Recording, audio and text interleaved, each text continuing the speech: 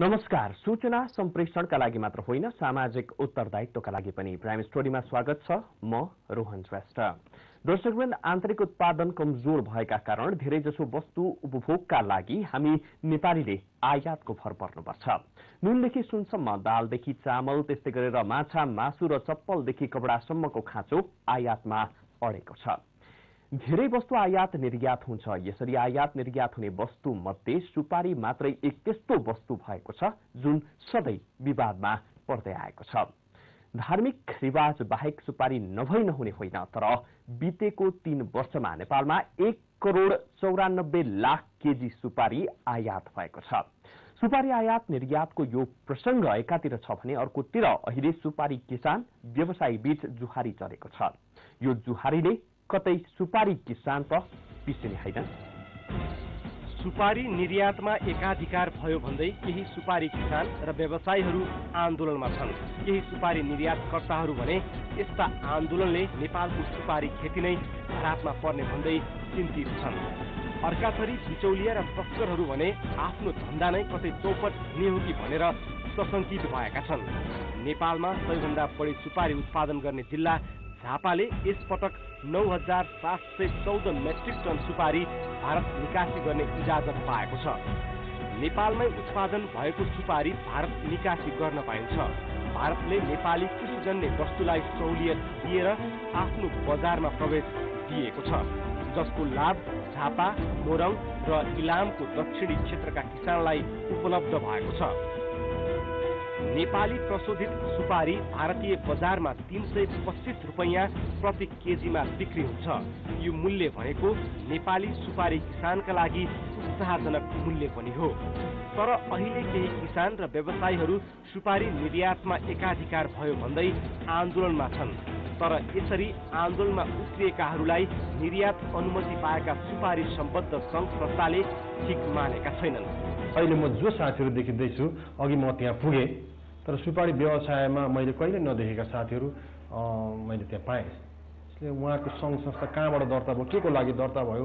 अहिले झापाको सुपारीहरू अस्ति बोटमा बिक्री भइसके। अब उहाँहरूले पठाउनु खोजेको सुपारी चाहिँ कुन हो मलाई थाहा छैन। उहाँहरूसँग कति सुपारी स्टक छ नेपालमा उत्पादित सुपारी, त उहाँहरूले डाटा पेश गर्नु पर्यो। त्यतिकै कागजले चाहिँ बोलेर त भएन नि।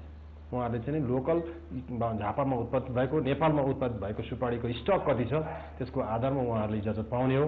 उहाँहरू छ भने उहाँ उद्योग वाणिज्य सङ्घमा आउनु पर्दैन। 9,700 मेट्रिक टनको चाहिँ अधिकार हामीले लिइसकेका छौँ। यदि उहाँहरूसँग छ भने त्यो हामी खरिद गरिदिन्छौँ, अथवा त्यो बराबरको चाहिँ उहाँहरूसँग भएको बराबरको चाहिँ उत्पत्तिको प्रमाणपत्रको सिफारिस हामी गरिदिन्छौँ। सुपारी व्यापार र उत्पादनमा कहिले पनि नदेखिएका व्यक्तिहरूले विभिन्न माग राख्दै आन्दोलन गरिरहेको दाबी पुराना उत्पादक व्यवसायीहरूले गरेका छन्। सुपारी व्यापारमा 3 खाले समूहहरू क्रियाशील छन्।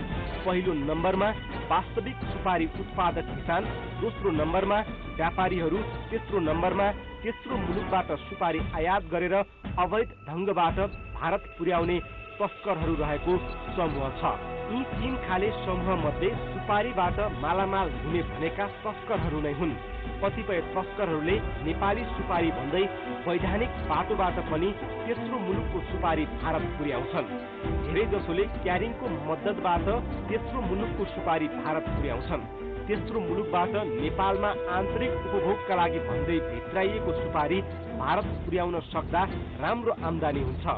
3 केजी सुपारी भारत पुर्याउनेहरूले 100 रुपैयाँ ज्याला पाउँछन्। काम अवैध भए पनि यो धन्दा वर्षौंदेखि चलिरहेको छ। झापामा सुपारी उत्पादन, खेती, व्यापार प्रवर्धन आदिका लागि 4वटा संस्थाहरू क्रियाशील छन्। ती मध्ये यसपटक नेपाल सुपारी खेती विकास संस्थाले झापाको सुपारी निर्यातका लागि उत्पत्तिको प्रमाणपत्रका लागि सिफारिस गर्ने अनुमति पाएको छ। यो संस्थाले गरेको सिफारिसका आधारमा उद्योग वाणिज्य महासंघ झापाले उत्पत्तिको प्रमाणपत्र जारी गर्छ। नेपाल सुपारी उत्पादक तथा व्यवसायी संघका अध्यक्ष अर्जुन कुमार कार्कीका अनुसार वास्तविक सुपारी किसानलाई हालसम्म कुनै समस्या परेको छैन। उत्पत्तिको प्रमाणपत्रका लागि सिफारिस गर्ने अधिकार जसले पाए पनि किसानलाई सुपारी बिक्रीमा समस्या नहुने दाबी गर्छन्। आन्दोलनमा रहेका व्यक्तिहरूसँग नेपालमा उत्पादन भएको सुपारी भए भारत निकासीका लागि सिफारिस गर्ने संस्थाले तुरुन्तै सिफारिस गरिदिने बताउँछन्। तपाईँले चाहिँ राम्रो काम गर्दै गएपछि तपाईँलाई उद्योग वाणिज्य महासङ्घले चाहिँ इजाजत नदिने, उत्पत्तिको प्रमाणपत्र नदिने भन्ने हुँदैन। यो रामेलाई चाहिँ पाउने, श्यामीलाई नपाउने भन्ने चाहिँ हुँदैन। कानुन रूपमा सबैले पाउँछ र यी 4-5वटा सङ्घ संस्थाहरू छन्, यी सबैले पाएको हुन्। तर हामीले के गर्यौँ भने यो धेरै आउनु जानु, धेरै यसमा झन्झटहरू भएकोले भन्दाखेरि एउटा छाता सङ्गठनमा एउटा चाहिँ सहमति कायम गरेर हामीले लिएका छौँ। यो एकाधिकार छ भन्ने कुरामा मेरो आफ्नो संस्था चाहिँ सहमत छ। तर सुपारी निर्यातका लागि सिफारिसको अधिकार एक संस्थालाई मात्रै दिएको भन्दै राष्ट्रिय सुपारी खेती प्रवर्धन एवं कृषि विकास सङ्घ नेपाल लगायत केही संस्थाहरू भने आन्दोलनमा छन्। सो आन्दोलनमा रहेका व्यक्तिहरूले सुपारी किसानहरूलाई दलालहरूले कमिसनको प्रलोभन दिएर आन्दोलन छाड्न दबाब दिएको केही दिन अघि बताएका थिए।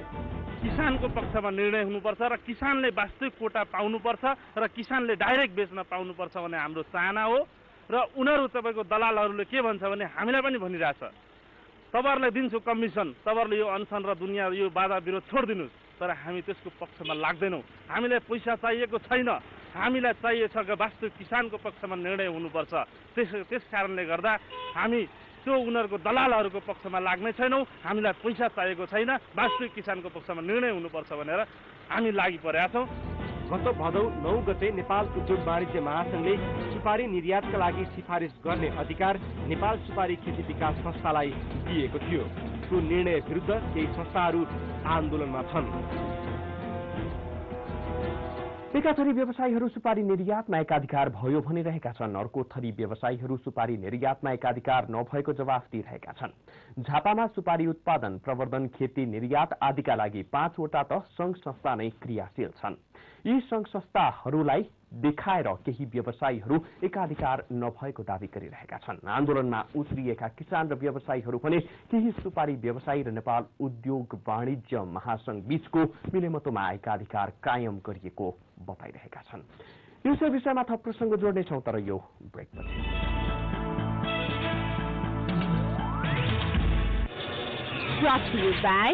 अम्बे स्टिल्स, माथि चढ्दै अघि बढ्दै। अम्बे सिमेन्ट, हाम्रो गर्व, हाम्रो पहिचान। विश्व हाइटेक सिमेन्टको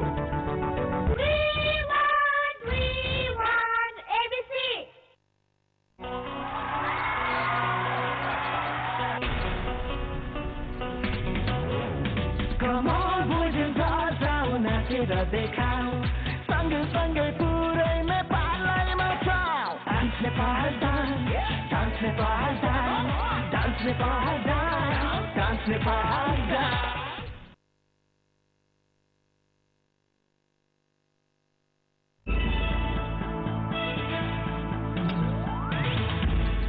ब्रेकपछि पुनः स्वागत छ। तपाईँ प्राइम स्टोरीमा हुनुहुन्छ र आज हामी सुपारीका विषयमा उत्पन्न विवादमा केन्द्रित छौं। दर्शकवृन्द, झापा र मोरङबाट वार्षिक 10-15 हजार टन सुपारी भारत निर्यात हुँदै आएको छ।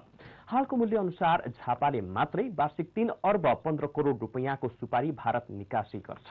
तर यसमा मक्ख पर्नुपर्ने कारण भने केही पनि छैन, किनभने नेपालमा वार्षिक 50,000 मेट्रिक टन भन्दा बढी सुपारी आयात पनि हुन्छ।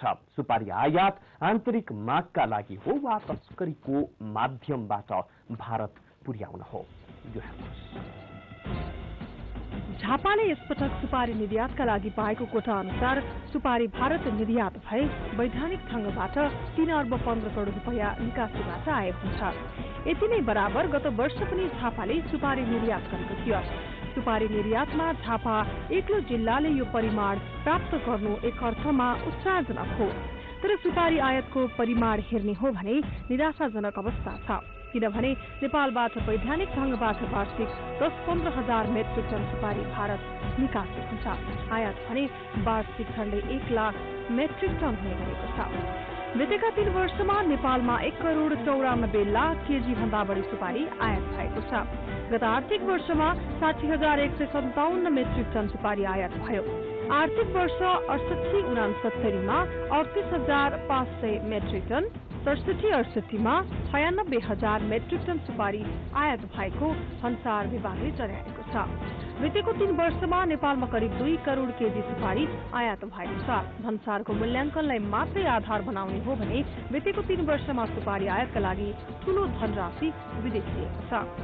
यो परिमाणको सुपारी आयातको औपचारिक प्रायोजन आन्तरिक उपभोग हो। उता झापामा अवैध ढंगबाट भारत पुर्याउन खोजिएको झण्डै 2.5 लाख केजी सुपारी गत आर्थिक वर्षको माघसम्ममा पक्राउ गरेर भन्सार बुझाइएको थियो। नेपालमा उत्पादन भएको सुपारी वैधानिक ढंगबाट भारत निर्यात हुन्छ। वाणिज्य विभागले नेपालमा उत्पादन भएको सुपारी निर्यातका लागि विभिन्न निकायले गरेको सिफारिसका आधारमा कोटा तोक्ने गर्दछ। नेपालमा उत्पादन भएको कृषिजन्य उत्पादनलाई भारतले आयातमा सहुलियत दिँदै आएको छ। नेपालले निर्यात गर्ने कृषिजन्य उत्पादन नेपालमै उब्जेको प्रमाणित हुने हुनुपर्छ। यस्ता वस्तुको उत्पत्तिको प्रमाणपत्र जारी गर्ने अधिकार सरकारले नेपाल उद्योग वाणिज्य महासंघलाई दिएको छ। महासंघले पाएको यो अधिकारको दुरुपयोग भयो भन्ने आरोप नै सुपारी उत्पादक किसानहरूको हो। नेपालमा आयात हुने सुपारीको परिमाण अस्वाभाविक मानिएको छ। नेपालको मागभन्दा बढी सुपारी किन आयात भइरहेको छ भन्ने बुझ्न झापा र मोरङमा प्रहरीले भारत पुर्याउन लागिएको सुपारी पक्राउ गर्नुले प्रमाणित गर्छ। नेपालको आन्तरिक उपभोगका लागि भनेर आयात हुने सुपारीको सबैजसो हिस्सा तस्करीको माध्यमबाट भारत जाने गर्दछ। भारत पुर्याउने क्रममा नेपाल भारत सीमाको 10 गजामै फेला पर्यो भने प्रहरीले जफ्त गर्छ। खुला सीमा भएका कारण धेरैजसो सुपारी चाहिँ तस्करहरूले भारत पुर्याउँछन्। मलेसिया, सिङ्गापुर, इन्डोनेसिया लगायत मुलुकबाट आयात हुने सुपारी सस्तो र गुणस्तरीय हुने भएकोले तेस्रो मुलुकबाट आयात गर्ने र भारत पुर्याउने अवैध व्यापार नेपालमा वर्षौंदेखि चल्दै आएको छ। नेपालको जनसंख्यालाई आधार बनाउने हो भने पनि नचाहिँदो आयात भएको पुष्टि हुन्छ। जनगणना 2068ले 2 करोड 64 लाख जनसंख्या नेपालमा भएको औल्याउँछ। वैधानिक बाटोबाट वैदेशिक रोजगारीमा जाने युवा कम्तीमा 19 लाख छन्। 16 वर्षभन्दा कम उमेरका बालबालिका 44% अर्थात् 1.25 करोड छन्। 60 वर्ष पूरा भएका ज्येष्ठ नागरिकको संख्या 21 लाख छ। यो समूहका व्यक्तिले सामान्यतया सुपारी खाँदैनन्। सुपारी नखानेहरूको संख्या नै 1 करोड 56 लाख छ। बाँकी 1 करोड 8 लाखमा पनि महिलाहरूले सुपारी कम उपभोग गर्छन्। नेपालको पहाडी जिल्ला र हिमालय जिल्लामा सुपारी खाने त्यति चलन छैन। तराईमा सबैले सुपारी उपभोग गर्दैनन्। यो विश्लेषणबाट केही लाख व्यक्ति मात्रै छन् जो नियमित सुपारी उपभोग गर्छन्। थोरै जनसंख्याका लागि लाखौं टन सुपारी आयात हुन् नै सुपारीमा तस्करी भइरहेको प्रमाण हो। नेपालमा सुपारीको आयात भयावह ठहर भन्सार विभागले पनि गरेको छ। विभागले प्रति मेट्रिक टन सुपारीको मूल्य $1100 मेट्रिक टन तोकेको छ। अघिल्लो 2 वर्ष अघिसम्म सुपारीको भन्सार दर प्रति मेट्रिक टन $700 अमेरिकी थियो। सुपारीमा भ्याट र भन्सार कर गरेर करिब 45% कर सरकारले असुल्ने गर्छ। सुपारीमा भन्सार दर बढाए पनि आयात कम भएको छैन भन्ने प्रमाण भन्सारकै तथ्याङ्क हो। सुपारी आयात गर्दा डलरमा भुक्तानी गर्नुपर्छ। नेपाल आउने सुपारी अवैध बाटो भएर भारत पुग्ने गर्छ। भारतमा अवैध बिक्री गरेपछि प्राप्त हुने रकम बैंकिङ प्रणालीमा आउँदैन, जसका कारण निश्चित व्यापारीमा कालो धन धेरै जम्मा हुन्छ। मोरङ र झापाका धेरै व्यापारीले धन्दा नै सुपारी आयात गर्ने र तस्करहरूको माध्यमबाट भारत पुर्याउने गर्छन्। सरकारी निकाय पनि यो तथ्यबाट अज्ञात छैन, तर आयातमा रोक लगाउने प्रावधानको अभावमा ठोस काम हुन सकेको छैन। सिङ्गापुर, मलेसिया लगायत मुलुकमा उत्पादन हुने सुपारी नेपालको बाटो हुँदै भारत पुग्छ। नेपाल सुपारी तस्करीको ट्रान्जिट पोइन्ट मात्रै बनिरहेको छ। भारतले कृषकहरूको संरक्षणका लागि आयातमा उच्च भन्सार दर तोकेको छ, जसका कारण भारतीय व्यापारी सुपारी आयातमा निरुत्साहित भएका छन्। तर नेपाली व्यापारीमा त्यस्तो कडाइ छैन। तोकिएको कर तिरेपछि असीमित आयात गर्न पाइन्छ। यही कारण नेपालको झापा र मोरङका सीमित सुपारी कृषक मारमा पर्दै आएका छन्। एउटा देशबाट ल्याउने र भारत पुर्याउने यो किसिमको व्यापारले अर्थतन्त्रलाई फाइदा नपुर्याउने अर्थविदहरूले पनि बताउँदै आएका छन्। राजस्व आउँछ भन्दैमा यस किसिमको व्यापारलाई सरकारले प्रोत्साहन गर्नु नहुने विज्ञहरू बताउँछन्।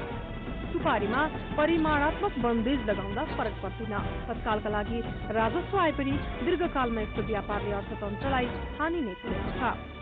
भारतीय पक्षले समेत द्विपक्षीय व्यापार बैठकका क्रममा अस्वाभाविक सुपारी आयातमा प्रश्न उठाउँदै आएको छ, तर नेपाली पक्षले सीमा कडाई गर्न भारतलाई आग्रह गरेको छ।